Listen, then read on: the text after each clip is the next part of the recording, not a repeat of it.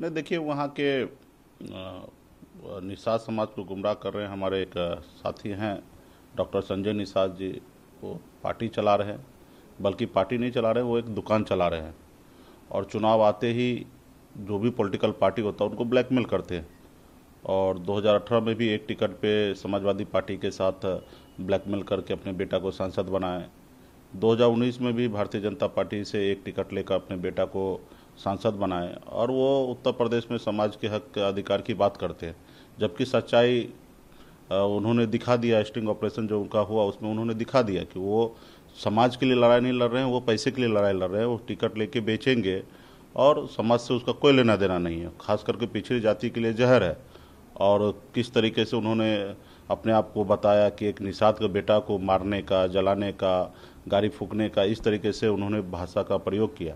तो कहीं ना कहीं वो निषाद नहीं हो सकता है, क्योंकि निषाद का एक ही सोच है कि निषाद संपूर्ण भारत में जहाँ पे भी है उनके हक अधिकार के लिए लड़ाई लड़े, उनको सम्मान मिले, उनको आरक्षण मिले। बंगाल में, दिल्ली में आरक्षण है तो उसको उत्तर प्रदेश, बिहार या झारखंड में भी आरक्षण मिले। तो ये लड़ाई हम लोगों का है। तो वहाँ पे डॉक्टर संजय निषाद जी हैं जो इस तरीके का भाषा का प्रयोग करते हैं लोगों को मारने काटने का। तो खैर, उससे हम घबराने वाले नहीं हैं। हम मजबूती से उत्तर प्रदेश में 2022 में चुनाव लड़ेंगे। हमारा वहाँ का नारा है आरक्षण नहीं तो गठबंधन नहीं। हम स्वयं 165 सीट पर तैयारी कर रहे हैं। अब मजबूती से वहाँ चुनाव लड़ेंगे और किसी से भय भात नहीं है हमें। और जो होगा देखा जाएगा। हाँ, पार्टी के लोगों ने अलग अलग जगह पे उत्तर प्रदेश में, बिहार में डीजीपी स्तर पे, सरकार स्तर पे उन्होंने लेटर लिखा कि सुरक्षा बढ़ाने का। बट हमें उस सब चीज़ से ज़्यादा फिक्र नहीं है। हाँ, ये है कि डॉक्टर संजय निषाद ये दिख गया कि वहाँ समाज के लिए लड़ाई नहीं लड़ रहे, वो अपने खुद के लिए और अपने परिवार के लिए लड़ा रहे, लड़ाई लड़ रहे हैं। वो सिर्फ दुकान चला रहे हैं, उसको समाज से दूर दूर तक कोई लेना देना नहीं है। आपको मारने की। हाँ, वही हमें ही धमकी दिए कि मार देंगे, जला देंगे, भगा देंगे, उनके 4 आदमी को आग लगा देंगे, गाड़ी जला देंगे। तो इस तरीके से वो भाषा का प्रयोग किया है।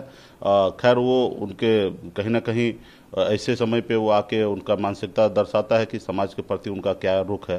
तो खैर, हमें उस सबसे घबराना नहीं है। हम 2022 में मजबूती से चुनाव लड़ेंगे, अपने दम पर 165 सीट पर लड़ेंगे। नेता प्रतिपक्ष हैं तेजस्वी यादव, वो कल गोपालगंज जा रहे थे और रास्ते में ही कुछ महिला लोगों को पैसा कुछ लूट कर, क्या लगता है, कैसे लगता है?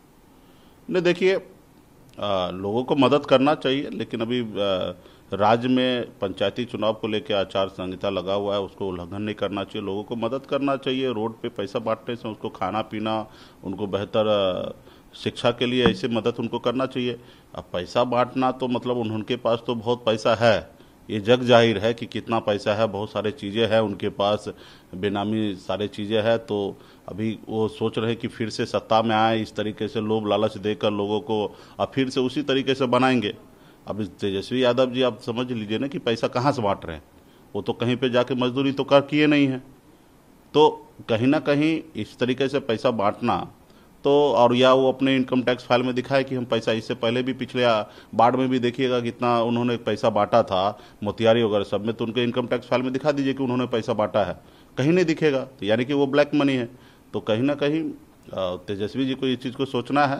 बाकी तो लोगों को एक दूसरे को मदद करना चाहिए। हमने भी अभी मदद किया है। आयांश को हमने 2 लाख का चेक अपने सेविंग अकाउंट से मैंने दिया बाकायदा बच्चे को इलाज के लिए। तो लोगों को एक दूसरे को मदद करना चाहिए, लेकिन ये चुनाव के समय में इस तरीके से नेता करे तो